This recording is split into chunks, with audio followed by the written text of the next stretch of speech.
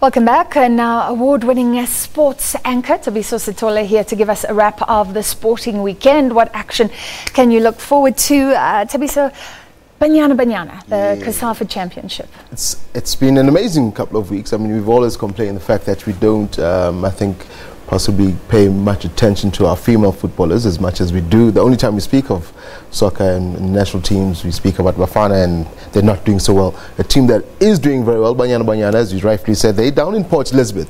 Now, for the past week or so, they've been, contesting the COSAFA Women's Championship, a competition that they currently are defending after winning it in Zimbabwe. They're through to the finals.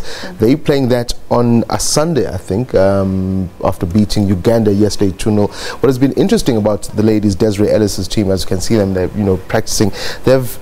They've broken almost all records. Just a couple of days ago, their captain, Janine van Wyk, she recently returned from Houston Dash in the United States, where she was playing in the league. She got a 150th cap, so she's the most capped female footballer on the continent. So this team is one to look out for, and the results are there to see.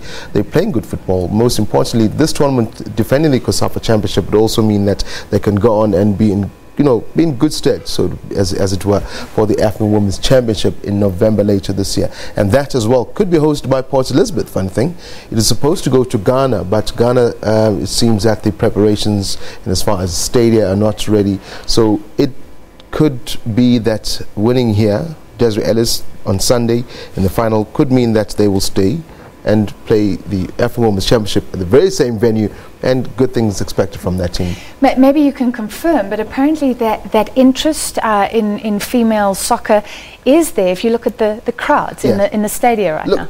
And I think that's the one thing that South Africans have always said. In fact, Banyana have been possibly the best brand that SAFA have in as far as football is concerned, because these ladies, over the years, not only now, I mean in the early 2000s when Desiree Ellis, the coach, who's coaching the team now, when she was still playing, you took this team and took them to the Vosloo Stadium in the outskirts of Johannesburg.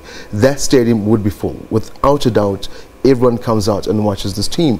Right now, it's in Port Elizabeth. The people come out and support this team. The question is, if you took a Bafana to a stadium like this, would people go? People are not interested in the male team. I don't know why, but as you can see in the pictures there, the people come out for this team, and it's the purity of the game that's the way they play these ladies. They're not shy of banging in those goals, and they're winning matches. And it's the old adage: you win matches, you get fans on your side.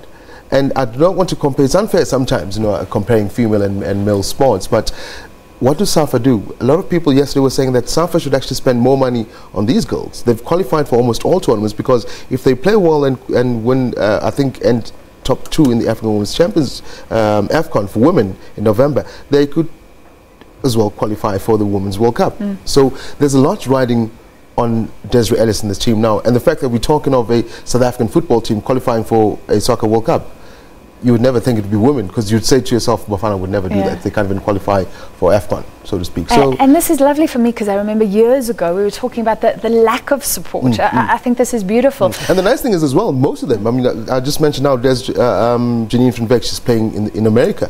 I think about 3 or 4 of these girls currently are playing overseas. So it's good for this team. It shows that there is, I think we don't, like I said earlier, we don't concentrate more on giving them the publicity they need. But I think 3 of these South African female soccer players are currently playing in the United States. Very quickly, because we're running out of time, PSL action and what for the rugby fans? PSL action, hey, Kaizer Chiefs, I know, Kaizer Chiefs fans, they've been smiling for the past couple of days. 2 games in a row, I must say, does not mean you win the league, but they think they're going to win again this weekend.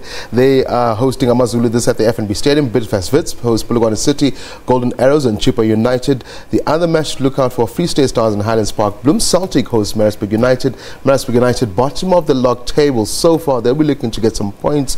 Supersport United and Black Leopards, it's going to be a tough one. Orlando Pirates, well, they were 2-0 up in their last match against Cape Town City, and that match ended in a draw, so a lot to play for. And as far as that's concerned, in Currie Cup Rugby, it starts tonight. Free State Cheetahs up against the Pumas. Then you got the Sharks, they up against the Golden Lions on Saturday, and the other match on Saturday, Western Province versus the Griquas out at Newlands. So plenty to look out for. All right, so a lot of action for those who like to sit on their couch with the remote. That'll be me. I'm not working this weekend, so I'm At definitely. least you own it. Probably me too. That's all from the On Point team. SA Today up next. Thank you for being with us, and I'll be back with your full view team at 6 o'clock. We kick off lots of action tonight and more analysis on that stimulus plan announced by President Cyril Ramaphosa. Your weather details up next. We take a short break. Goodbye from me.